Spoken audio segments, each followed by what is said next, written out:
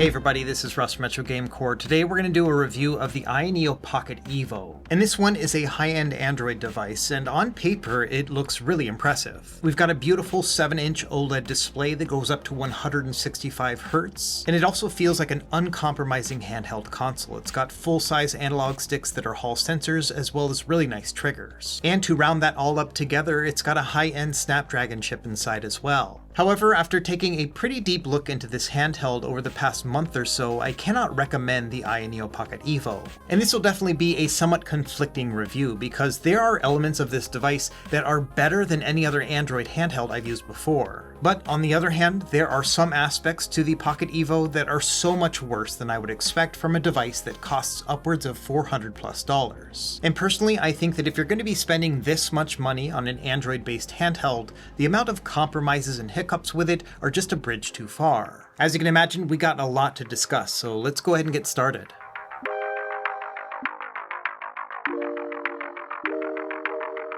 As always, we're going to start by talking about what the AYANEO Pocket EVO actually is, so let's start with the specs. In terms of CPU, we've got the Snapdragon G3X Gen 2. We've seen this in other AYANEO devices, including their Pocket DMG, as well as the Pocket S. And performance-wise, this is about on par with the Snapdragon 8 Gen 2 that are found in the Odin 2 line of devices. The amount of RAM and storage that comes with this device will depend on the tier that you get. So the lowest tier will be 8 gigs of RAM and 128 gigs of storage, but there are some tiers that go all the way up to 24 gigs of RAM and a terabyte of storage. And as you can imagine, you will be paying for that premium. We'll talk about pricing after this. For now, let's keep going with these specs. So next up, we have a 7-inch 1080p OLED display that goes up to 165 frames per second. We've also got a big battery here, 8600 milliamp hours, and the device is still relatively lightweight, 480 grams. That's going to be just a little bit over 1 pound and about 10% heavier than the Nintendo Switch OLED. As far as connectivity, we've got Wi-Fi 7, Bluetooth 5.3, and it does have USB-C DisplayPort video out. And like I mentioned, it's an Android-based handheld, and it's running Android 13.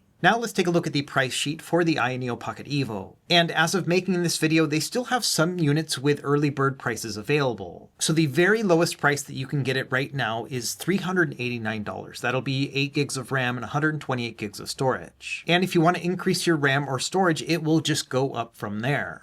And I always get a lot of questions about the amount of RAM that's optimal for these Android-based handhelds, and I found that 8 gigs of RAM usually will do a pretty good job when it comes to emulation up through PS2. If you try to use some of the higher-end stuff like high-end Android games or Nintendo Switch emulation or trying to do any sort of Windows packaging through WinLater, you're going to want additional RAM, upwards of 16 gigabytes. And as you can see, that will increase the price quite a bit, $530 for 16 gigs of RAM and 512 gigs of storage. To put that into perspective, that's only $20 away from the OLED version of the Steam Deck. Now, in addition to the black and white models that you see here, they were for a time offering what they call the Retro Power Limited Edition. This one has a gargantuan 24 gigs of RAM and a terabyte of storage. And that's the unit that they sent over to me for review. Now, I've never been a big fan of them sending over the high-end device. They always do that with these review units, and I'd much rather have something that's a little bit more realistic, because I'm personally not going to be paying upwards of $640 to $800 for a handheld like this.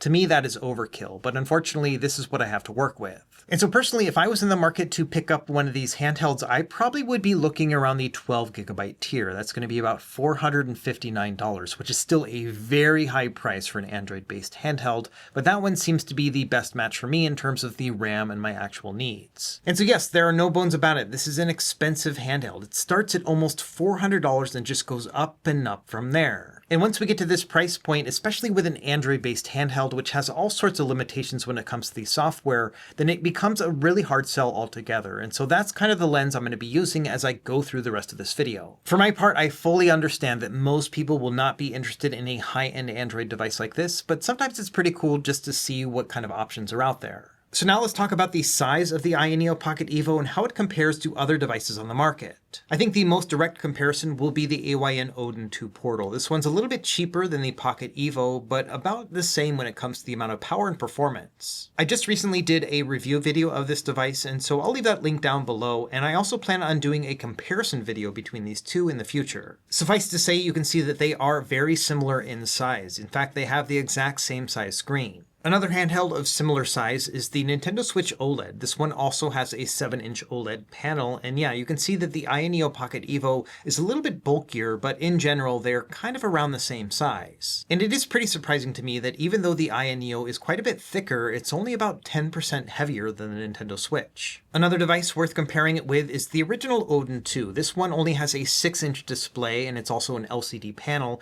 but it does have similar performance between the two. Here's a comparison against the Retroid Pocket 5. This one has an even smaller screen, so this one's only 5.5 inches, but it is OLED. And yes, you can see that there's quite a big difference in size between the two, about 1.5 inches just when it comes to overall length. But also bear in mind that the Retroid Pocket 5 is not as powerful as this one, and then also is quite a bit cheaper. It's about $220 before shipping. Now let's talk about some devices that are larger than the AYANEO Pocket EVO. We'll start with the AYANEO 2S. This one is a Windows-based handheld PC that came out a couple years ago. It's running with the Ryzen 7840U. And you can see that between the two, they share a very similar design language, but I would say that the Pocket EVO is a little bit more refined. This one has a bit of a V shape when it comes to the controls, which I think is always better when it comes to ergonomics. And because this is a 16:9 display instead of 16:10, this one is a little bit shorter and more comfortable to hold.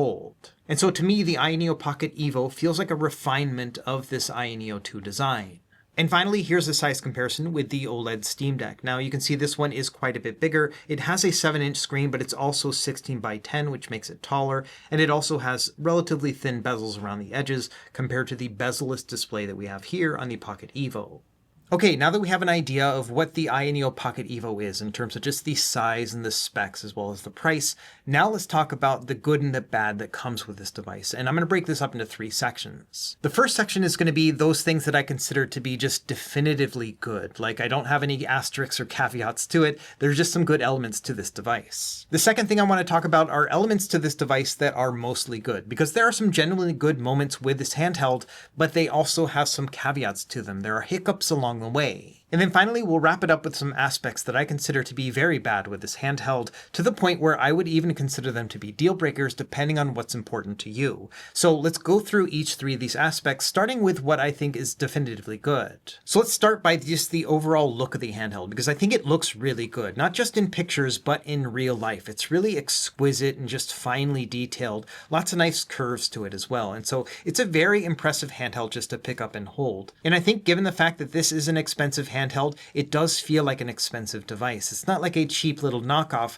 This thing really does feel unique. Now, one thing I've had a love and hate relationship with when it comes to AYANEO devices is the plastic texture on their handhelds. And I will say that this device has a coating on it. They call this a UV coating, and I'm not a big fan of it because it is a little bit slick and also quite smudgy. It's really hard to see the smudges on this device because it's, tan, but you might be able to see it right here. It's very faint, and honestly, it's not a huge deal breaker for me, but it is something that I've noticed from time to time. I wouldn't necessarily call it a negative, but something to be mindful of, because I have seen a black version of the AYANEO Pocket EVO, and that one had a bunch of smudging on it compared to this one. So if you do want to keep your device looking relatively clean, I would recommend getting the white or the retro power option if that's available. Now, my favorite plastic texture actually came from the AYANEO Pocket DMG, which is a very similar handheld, same chipset and everything, but the difference here is that their retro power version, at least initially, had no coating on it, so it had a more matte texture. And that's one of my favorite things about this device. I talked about it in my review, but unfortunately, the other color options have that UV coating, which makes them very smudgy. And sadly, I learned that all future models of the retro power color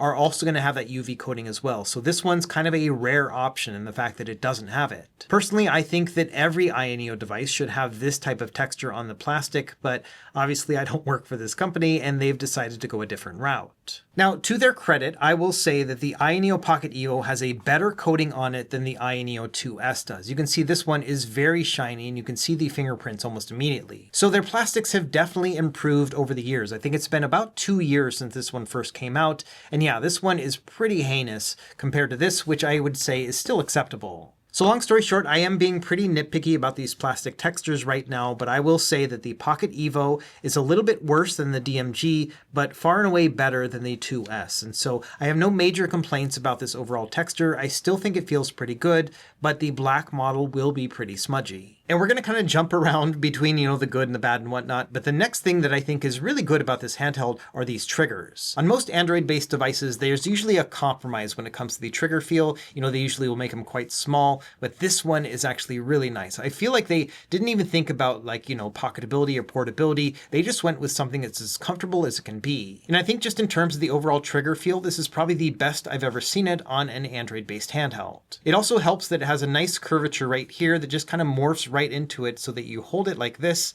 and then you can go and use the trigger. And so it's a really nice experience. The original AYANEO 2 had a very similar kind of feel to it as well, but because this device was so tall, I always felt like I was reaching a little bit too much to reach these paddles. On the EVO, it just feels like it's a little bit easier to get to. And I think a lot of that just comes down to the fact that the AYANEO 2S was just a really tall handheld, whereas the Pocket EVO fits really well with my medium-sized hands. And then finally, the third thing that I think is objectively good about this handheld is its battery life. It's got an 8600 milliamp hour battery, and even when you push it to the very max, like doing win-later emulation for some high-end gaming, you can get about 2 to 2.5 hours of gameplay, which is pretty good. Now, when it comes to Gen 6 emulation, like PS2 games, I've gotten anywhere between 8 and 5.5 hours of gameplay, depending on how demanding that particular game is. And again, I think that's an excellent amount of playtime at those higher end levels. And then finally, if we're talking about retro game emulation, for example, playing a Game Boy Advance game, even with black frame insertion turned on at 120 Hertz, I still got upwards of 20 hours of gameplay. And that's one of the big draws of an Android-based handheld over something like a handheld PC. Because it's an ARM-based chip, it's generally more efficient, and so you'll get better battery life. So next I want to talk about some other elements of the AYANEO Pocket EVO that are good, but only mostly good. Like I have to put an asterisk next to them because there are some caveats to them. Let's start by talking about these controls. We'll start with the D-pad. So this is a rubber membrane D-pad, very similar to what it was on the AYANEO 2, and it has a fair amount of pivot and travel to it. You can see here that, it kind of bounces back. It's pretty springy, and it does have a fair amount of pivot to it. It's a little flatter than I would like, but I wouldn't say it's a problem.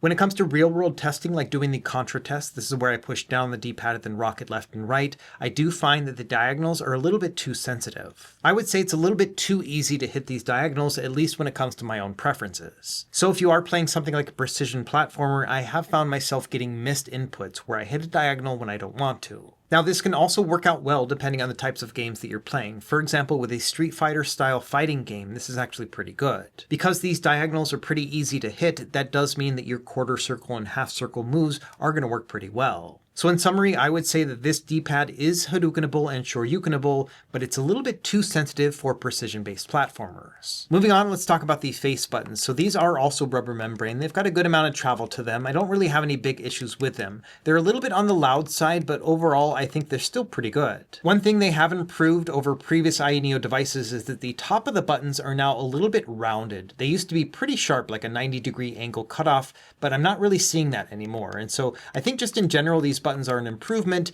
and I would say that they're mostly good. As far as our other buttons, we've got select and start down here. I wish the placement was up top instead, but otherwise they work fine. And then we have an AYANEO menu button, and then also a couple other function buttons. We'll talk about those ones later. We talked about the triggers already, but I think the bumpers are just fine as well. They're a little bit on the clicky side, but they're nice and quiet, so no issues here. Also up top, we've got two non-programmable hotkeys. Again, we'll talk about those later. We also have a power button that is a fingerprint sensor, our volume up and down, LED charging indicator, and then finally a power profile switch. And so this is a toggle switch that you can use to basically change out the different performance profiles. Now you can just go into the menu and change them yourself as well, but you can also do it with this flipper here. And finally, just to be thorough, we have our stereo speakers here on the bottom, as well as our USB-C port, also capable of video out, and then our micro SD card slot right here.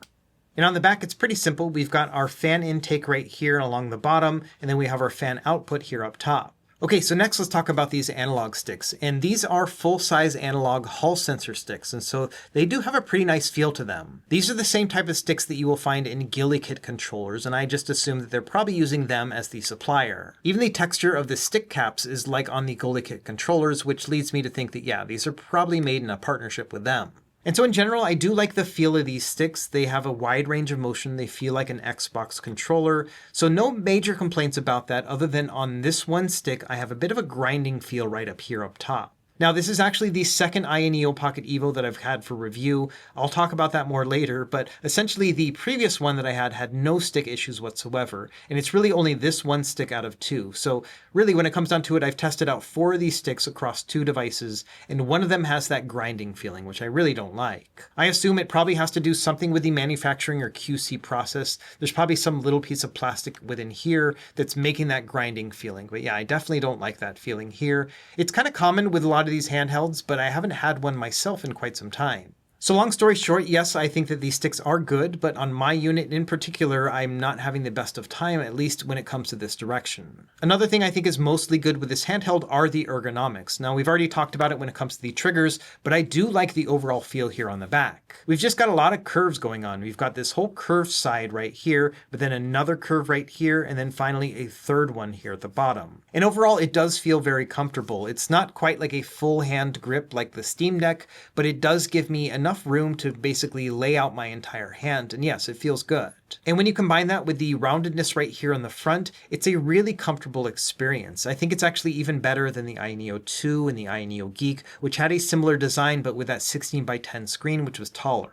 I like the fact that this one's a little bit more narrow. It just makes it a lot easier for my hands to kind of grip around it. The only caveat I really have when it comes to these ergonomics is the fact that we have a kind of severe cutoff here from the front glass plate going directly into the side of the controller. And for the most part, it's not that bad of a feeling, especially up top, but right here at the bottom, it does feel a little bit sharp against the palm of my hand. And so it's been kind of a love and hate relationship with this handheld because yes, it's a little bit sharp just right here, but everything else is actually very, very comfortable. And so it's one of those things where I've kind of been joking to myself that I think the front is a lot less comfortable than the back of the AYANEO Pocket EVO. But in general, I would say this is a comfortable handheld with a couple of those caveats, especially when it comes to that cutoff here on the front. Another element I find to be mostly good with the AYANEO Pocket EVO is its software, because when it works, it really does work. For example, I like this AYANEO button that brings up a side menu here. It allows me to change between my performance modes, change out my fan mode, and then I can also change my refresh rate here on the fly. In general, I've just been keeping it at 120 Hz, which gives me a nice zippy experience and a nice round number, but you can go up to 165. You can also go into the controller settings and adjust things like the vibration strength, or you can recalibrate your sticks. And there are also some just general handheld settings as well. This is where you can go in and turn on your RGB lights if you prefer to use those, and you also have the ability to change out the pattern as well as the color. We've also got a widget section which can give you just quick access to a couple functions, and then finally we have what they call the settings menu. And this kind of starts to go into some of the things I don't like about this device because it is kind of confusing to use all of the settings. To start, it's an Android-based device, which means it has its Android settings. So you can go through here just like you would on a phone or a tablet and make your adjustments. But then also they have what they call AYA setting. And so within here is another set of different settings that you can adjust. And some of these actually overlap with the Android settings, which can get kind of confusing. However, I think there is some value to these AYANEO system settings, and there are things that you can do here that you cannot do within the quick menu. For example, each of your power profiles can be modified here within the Performance tab. So here you can set things like the fan mode, as well as the CPU scheduler, the CPU limit, and also the GPU as well. And if you make any adjustments to any of these power modes, it's actually going to remember it. So for example here,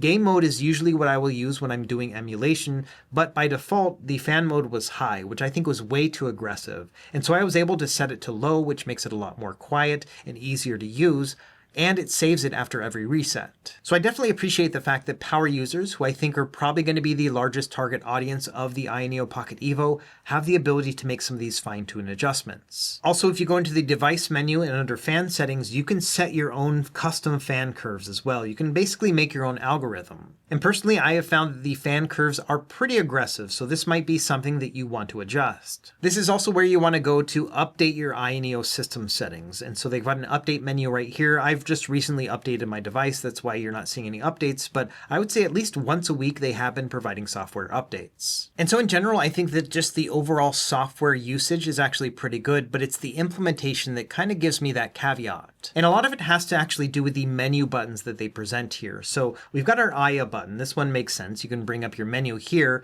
but then we also have this menu button, and then 2 more up here. And it is very hard to figure out what each of these buttons do, and I don't think it's very intuitive either. For example, I believe that both this button and this button function as home buttons, whereas this button here functions as a back button in Android, and then this one is your app switcher button. So you can press that, it'll bring up your most recently used apps, and you can go from there. And so in general, I found it to be really unintuitive to remember that, okay, this one is a home button, this one is also, I think, a home button, this one's the back button, and then this one is your app switcher. Instead, what I mostly will do is just swipe on the device. So for example, if I'm in an app and I need to go back, I will just swipe instead of actually using any of these buttons, because it is kind of hard to remember which one does what. And so when it comes down to it, I think the software, at least as it was made, is still pretty good. I like the fact that we can jump into this menu and kind of make our configuration changes here. And then of course we can go into the other settings if we need to.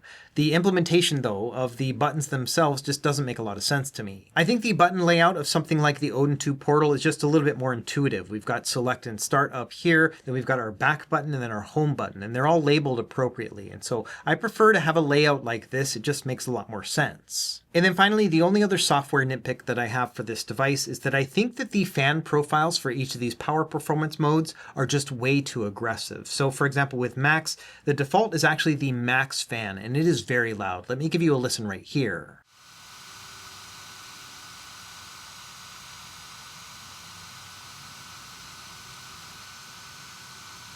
As a comparison, here is what it sounds like at max speed with the Odin 2, which is a similar performing handheld.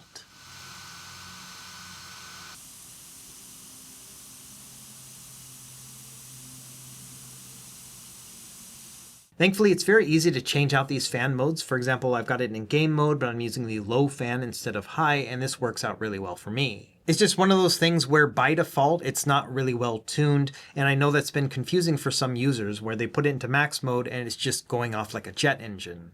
Another element of this device that I think is very good is this screen. In fact, there are many aspects to it that are super good, and there's a couple things that give me pause. Let me start by saying that I am pretty sure these are almost the exact same panel between the AYANEO Pocket EVO as well as the Odin 2 Portal. They're the exact same size and resolution, and you can see just side by side, the same amount of brightness, they're almost identical. Same thing at the lowest brightness, both of them are very dark panels, which makes it really good to play in the dark. And same thing at the max brightness. I cannot tell the difference between the two. And the Pocket EVO panel is very bright. Even in direct sunlight like right here, you can still clearly see the screen, which is a very rare thing with a lot of these handhelds. Both handhelds appear to have the same amount of PWM flickering as well, which again leads me to believe that they're probably very similar. Now there is a difference in the refresh rates. The Odin 2 Portal has been tuned to 120 Hz, whereas this one is 165. And my guess is that they are the same screens, but tuned differently. And personally, I haven't really used it beyond 120 Hz,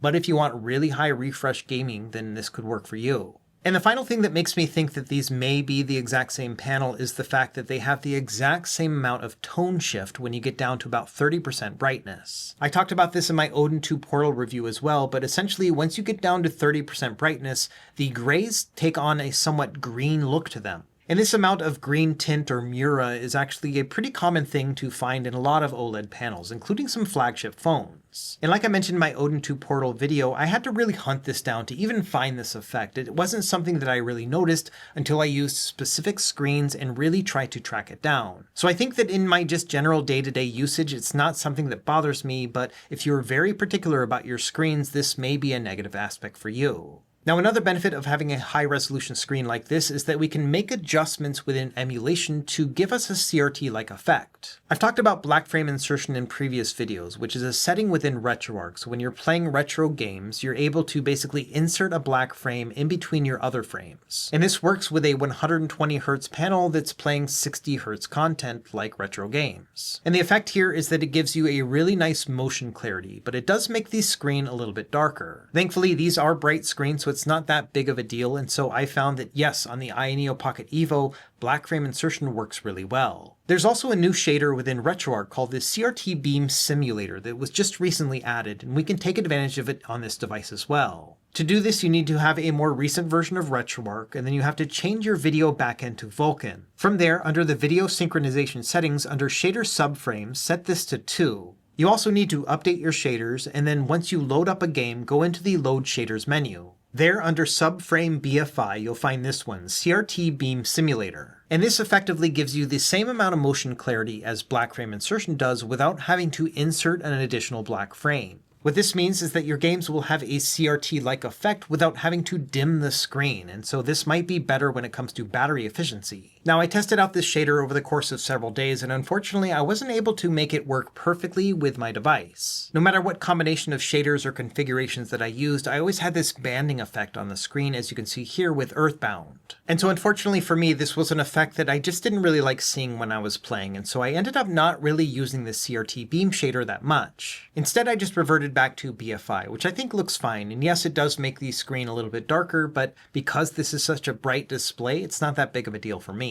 Either way, that's something that I like about this display. Because we have a high refresh rate up to 120 Hz and beyond, that means we can mess around with the effects like this, which is one of my favorite things to do when it comes to emulation. So really, when it comes down to it, I think this screen is mostly good. Yes, it has that green tint effect, and I wasn't able to get that CRT beam simulator shader working, but in general, I've just been really impressed with the overall experience of using this OLED panel. The only other thing worth mentioning about this screen is that because it's an all-glass front, it is very reflective, much like with any other device that has an all-glass front like this. And so not a deal breaker for me, but definitely something to keep in mind is that yes, this thing can get pretty shiny. Now, the last thing that I consider to be mostly good with the AYANEO Pocket EVO is its performance. We've got a Snapdragon G3X Gen 2. And so let's quickly go through what you can expect from an emulation and gaming perspective. To start, when it comes to playing your lightweight systems, I think everything here is going to work absolutely fine. These are all running with BFI turned on, so it's got that black frame insertion, everything looks nice and clear. And of course, because it's an OLED display, everything just pops. I think that probably one of my favorites of the retro handheld systems is Game Boy Advance, because it does take up most of the screen.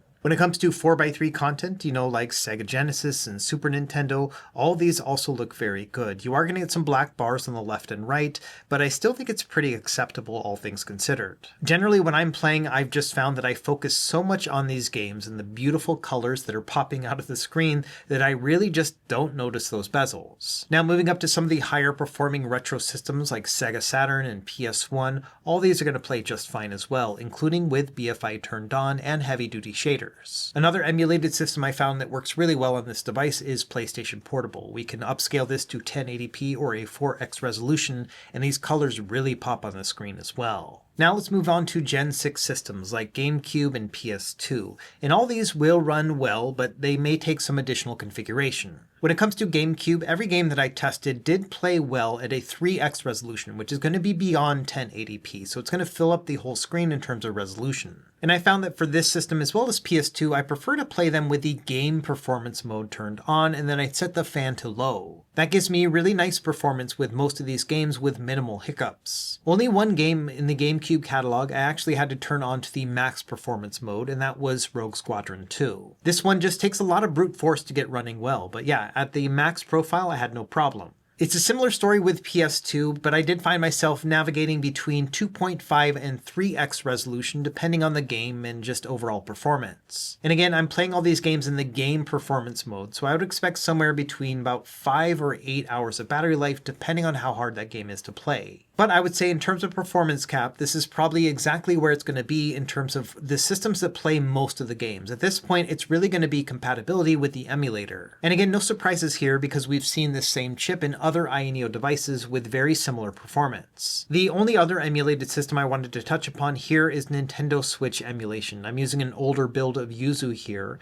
and so compatibility will not be the best, but thankfully this one does allow you to load up turnip drivers, which are third-party GPU drivers. And I'm using the turnip drivers labeled 25 Revision 7. I'll leave it linked down below in case you want to try it. This seems to work the best for me with this chipset. A lot of games I've tried with this exact same emulator, but with different drivers, usually would perform worse than they are right now, and so I think this one is kind of a winner. However, it's not perfect. There are still games that freeze and crash compared to other chipsets that are similar, like the Snapdragon 8 Gen 2. So I would say in general, the performance here is not quite at the level of something like the Odin 2 Portal, but very close. And we'll take a deeper dive into this when I do my comparison video between those two devices. Another thing I wanted to mention is that the streaming experience on this device is pretty good as well. You've got a ton of different options within the Android sphere. You can use local remote play between your consoles, for example, your Xbox and PS5, but there are also a ton of options when it comes to PC game streaming as well. For example, in this footage, I'm using the new Razer PC Remote Play app, which I was just introduced to earlier this month when I was at CES. And this app is really plug and play if you're just trying to get into game streaming in the easiest way possible. This software is actually based off of Moonlight, and it does a couple other tricks as well, including adjusting the aspect ratio and refresh rate to match your device. For example, in this footage, I'm streaming from a tablet computer that has a 16:10 aspect ratio,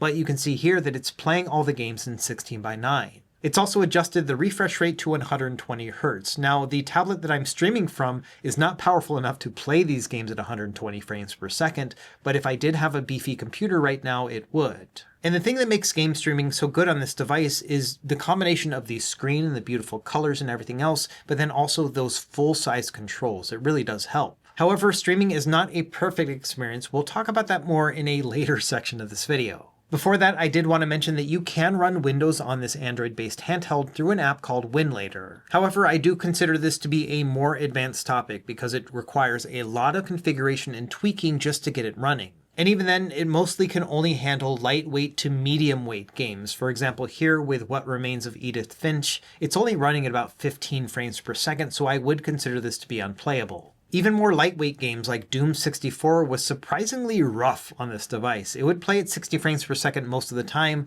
but then it would also bog down to like 30 here and there, making it kind of unplayable as well. Another game that I know plays well with the Snapdragon 8 Gen 2 just doesn't work well with this chip. It has a lot of artifacting. You can see there's all sorts of colors happening on screen, and it also will just randomly crash. So in general, I would consider Winlator to be a proof of concept and something worth experimenting for, but probably not worth buying a very expensive handheld to use. Okay, so those are the things that are mostly good about the AYANEO Pocket EVO. So now let's talk about the things that I consider to be very bad about it and will probably be deal breakers depending on your level of tolerance. Let's start with the audio because I think this is easily the worst thing about this handheld, to the point where it's just insulting that it's so bad on a device that costs this much. On both of the two review units that I've had for this device, the audio has been just terrible. It sounds completely muffled like it's underwater. There is some bassiness to it, but it is overpowering the mids and I can barely hear the highs. And I'll illustrate what I'm talking here between the AYANEO Pocket EVO as well as the Odin 2.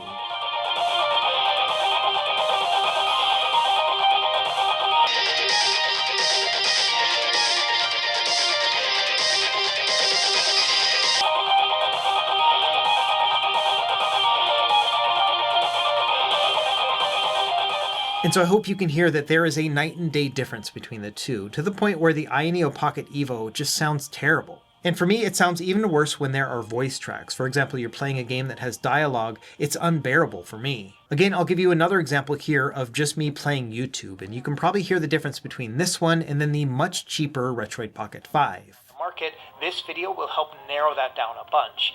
And if you're one of the people who, know about all of these different handhelds, this will be more of a celebration of all the great releases we go by price point, and we are going to talk about price, but I'm also going to add in some new categories. Things like, size and form factor. I think all of these are really excellent talking points as well. And for every handheld that I mentioned, I've got an in-depth review and often a guide for it as well on this channel, and so I'll have all that stuff linked. And so for me, this audio is a really big deal because it takes away from every positive aspect of the device. Basically, any time that you're playing it, when you have any sort of sound going, it's going to be a worse experience because of it. To give you an example, I tested it as my primary streaming device for about a week. I actually used it very often, and I was playing Final Fantasy XVI from my PC at home, and every single time that I played it, the audio was so bad that I just didn't want to play it anymore. And my first reaction every time that I had that really bad audio was to look for a headphone jack so that I could plug headphones into it and then at least give me a better audio experience. But unfortunately, this device does not have a headphone jack, much like with the other AYANEO devices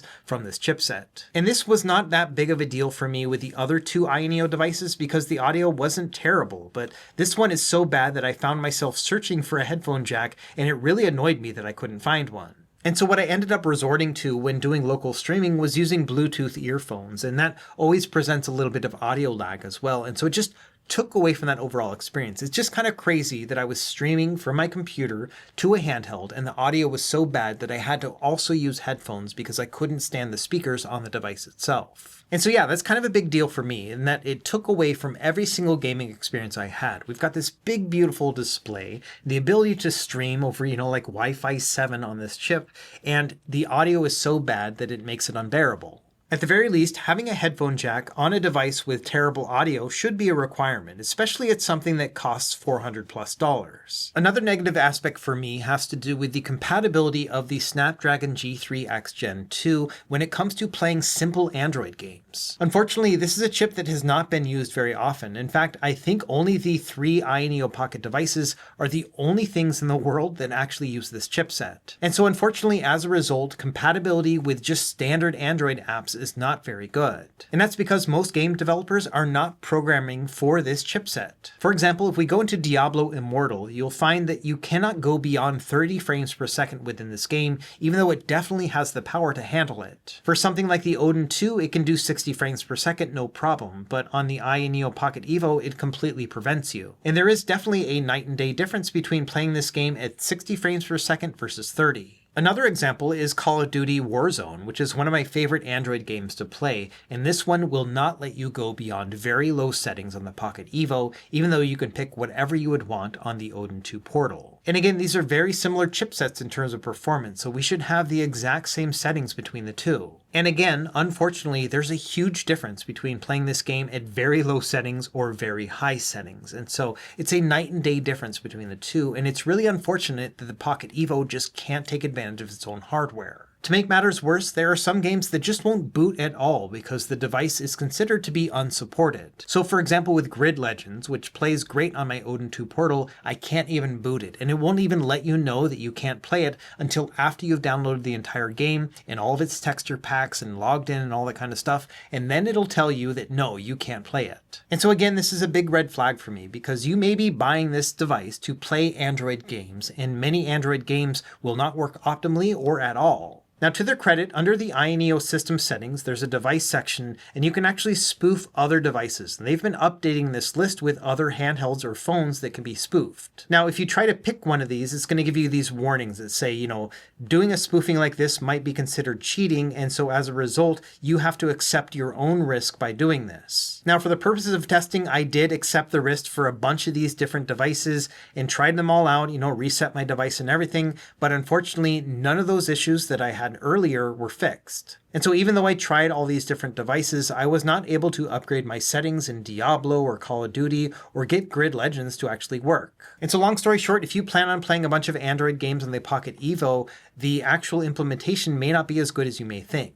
And finally, the last thing I want to put in the bad category of the Pocket EVO is the overall stability and thermal experience. I mentioned it earlier, but this is the second Pocket EVO that I've received as a review unit, and the first one had quite a few issues when it came to the thermals and performance. Here's a readout of my 3D Mark Wildlife Extreme test, which is a 20-minute test that goes over these 21-minute loops. And you can see here that my best score was about 4,300, and then my worst score was 3,700. That's quite a big dip. You can see that the stability here is only 87%. And there's a lot to talk about when it comes to this, but I'm going to leave some links to some articles down below, as well as a video from a creator called Base Derek. And in a nutshell, what the community found out is that even though there is a bunch of thermal cooling in these devices, the thermal pad was not actually making contact with the CPU. The pad itself was not big enough. And so as a result, with early units like the one that I was testing, we had a wide range when it came to stability, because as soon as it started heating up, it would start to throttle because they didn't have any of that thermal cooling, and so that's why you would get lower performance. Now, after this was brought up to AYANEO, they did the right thing and they basically fixed all future units. They added additional thermal grease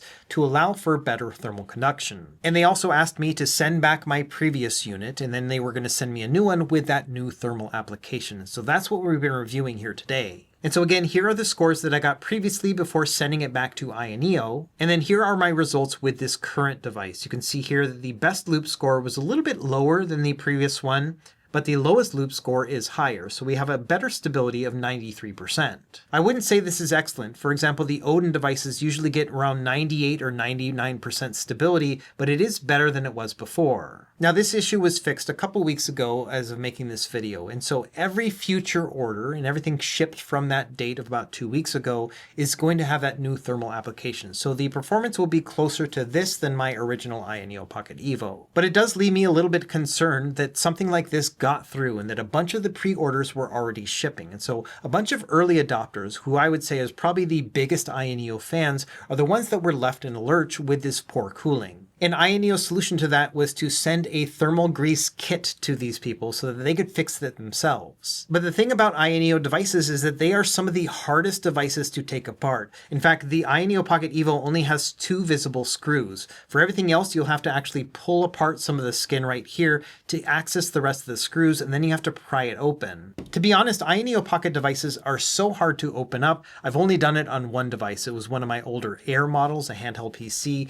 and it was such a pain in the butt that I've avoided it ever since. And so for me, it is a big bummer that the most ardent AYANEO fans are the ones that got screwed the most, and that they were required to basically fix their device if they wanted to have better thermals. Now, I'll leave a link to AYANEO's articles down below where they talked about the fix and how to do it. They've provided videos and everything else, and I think for some people they have also offered refunds. But at the end of the day, it is kind of a bummer that this happened in the first place. And I wouldn't call this issue completely fixed either, because the stability is still kind of tanking down here, and I've also found the device to get pretty hot as well. The best example is when using a 3D based Nintendo Switch game. I'm going to blur out the footage here just for copyright reasons, but when playing it in this game performance mode, I'm getting about 48 frames per second, so that's not fast enough for me. Now, pumping it up to the max speed will give me 60 frames per second, but it'll still be intermittent. It'll drop down here and there, all the way down to like 50 frames per second, and so it's not a very smooth experience, but at least a lot closer to 60. However, after just a few minutes of playing, you can see that the temperatures will rise really high. I'm getting GPU temps over 90 degrees, which is really concerning for me. I don't like ever getting this hot. And the CPU temp is around 80 degrees Celsius as well. That is pretty hot. By contrast, I can play the exact same game with the original Odin 2 in high performance mode here and get a very stable 60 frames per second.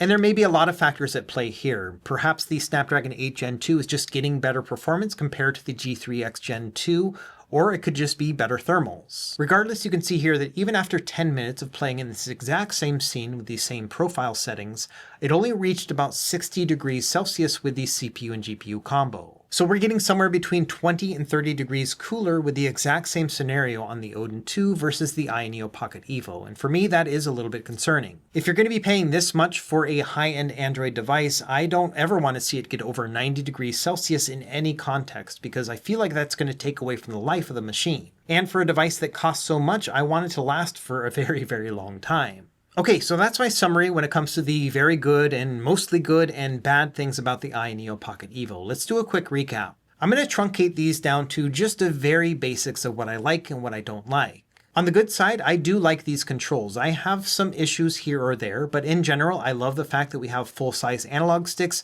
and full-size triggers. I also think the ergonomics are mostly good. There are a couple nitpicks I have, but I still think it's one of the more comfortable, larger Android devices on the market. Likewise, I think we have an excellent screen here. It's got a high refresh rate, it's OLED, the colors pop, it's very bright. It does have some issues when it comes to that green tint that we talked about earlier, but overall, I would say it's a net positive experience. I also think that emulation on this device is quite good as expected. You're going to be able to play through most PS2 and GameCube games at upscaled resolutions with no problem, and you'll be able to play a good amount of other systems like Wii U and Nintendo Switch. But of course, there are quite a few things that I don't like about the AYANEO Pocket EVO, and number one for me is that awful audio. Like I mentioned earlier, it took away from basically every gaming experience that I had with this handheld, be it streaming or emulation or just watching videos. Everything just felt a lot worse. And I found that the lack of a headphone jack to help mitigate it was insult to injury. Another thing I don't like is that because this chipset is relatively obscure, the compatibility is pretty bad. It's especially apparent when it comes to Android games, with many of them only working with very low settings or not at all. Another recurring theme I had when testing the Pocket EVO is that there were hiccups everywhere. No matter what I was doing, there was always something that was taking away from the experience. Sometimes it was relatively minor, like the position of a menu button or a relatively aggressive fan curve, but the fact that I constantly had to deal with these issues just took away from the overall premium experience that I was expecting with the Pocket EVO. And then finally, I think the last kicker for me is the price of this handheld versus the value that you get from it. After all, this is a very expensive handheld, and you would think at this price point that everything would just simply work, or that you wouldn't have a bunch of hiccups along the way. And over my month of testing, the thing that kept coming back to me was a single question, and that was, why would you get this device? And personally, I can think of 4 different scenarios why someone might be interested in the AYANEO Pocket EVO, so let's break each of these down. We'll start with those who are really interested in emulation, and I think that this one is probably the most positive aspect. After all, you are going to be able to emulate basically everything that can work on Android, but the Android part is the kicker. And that's because Android as an emulation platform is relatively limited. We haven't had any new updates to PS2 emulation in almost a couple years at this point. In addition, Wii U emulation is just in its infancy, and there are other systems like Xbox and PlayStation 3 that are nowhere to be seen. And so if you are looking to spend $400+ and you're primarily focusing on emulation, I don't think that's a very good fit. Another category of people who might be interested in getting something like the AYANEO Pocket EVO are those who really want something that's excellent for game streaming. After all, this has got a nice 7-inch OLED display with a high refresh rate, and so all that makes sense, but for me, that audio quality really takes away from that experience and did give me pause. Like I mentioned, I tried to use this as my primary streaming device for a week for a game that I was playing a lot, and I found that I just didn't like doing it. In those cases, I kept thinking that I would rather just use a GameSir controller like this, and then attach it to like a phone or a tablet, and I would have a better experience and full-size controls as well. Now, the third category of people I think who might be interested in the Pocket EVO are going to be those who are interested in high-end Android gaming. And like I mentioned and showed previously, that is going to be hit and miss with this chipset. For Android gaming, I think you're going to be better served with a more popular chipset like the Snapdragon 8 Gen 2 that's found in the Odin 2 line of devices. And finally, the fourth category of people I think that might be interested in picking up the AYANEO Pocket EVO are those who are interested in trying out Windows-based emulation on ARM. So that's going to be people who want to tinker around with Windlater and try to get some of their favorite Windows games running on an Android device. And the issue that comes with this predicament is that in order to get good Windlater performance, you need a lot of RAM. And in order to get a lot of RAM on the AYANEO Pocket EVO, you've got to shell out a lot of money. I would say for the best performance, you're probably going to be looking at 16 gigabytes of RAM, which is $529 early bird pricing with the Pocket EVO. And that is actually just $20 away from the $550 model of the OLED Steam Deck, which has 512 gigs of storage. And for me personally, I can't see the balance there between spending $530 to get some decent Windows emulation for a handful of games versus $550 for a Steam Deck OLED, which is going to be able to play thousands and thousands of games without all of that extra configuration. And so in all 4 of these situations where I think that the AYANEO Pocket EVO could potentially thrive, I find that there are other solutions that are probably a better use of your time and money. At the end of the day, a high-end Android device, basically anything over $350, is a really hard sell for me, because at that point, it has to outcompete things like handheld PCs that are at a similar price point. And for me, the AYANEO Pocket EVO at this price point has too many issues for me to recommend it at all. There are some moments of joy with this handheld, but they are few and far between, and there seems to be a pile of headaches waiting around every single corner. And at this premium price point, you would expect a premium experience, and unfortunately, I didn't have that with the AYANEO Pocket EVO. So let me know what you think in the comments down below. Is the AYANEO Pocket EVO simply expensive, or is it also a bad value? As always, thank you for watching. Be sure to like and subscribe if you found this helpful, and we will see you next time. Happy gaming.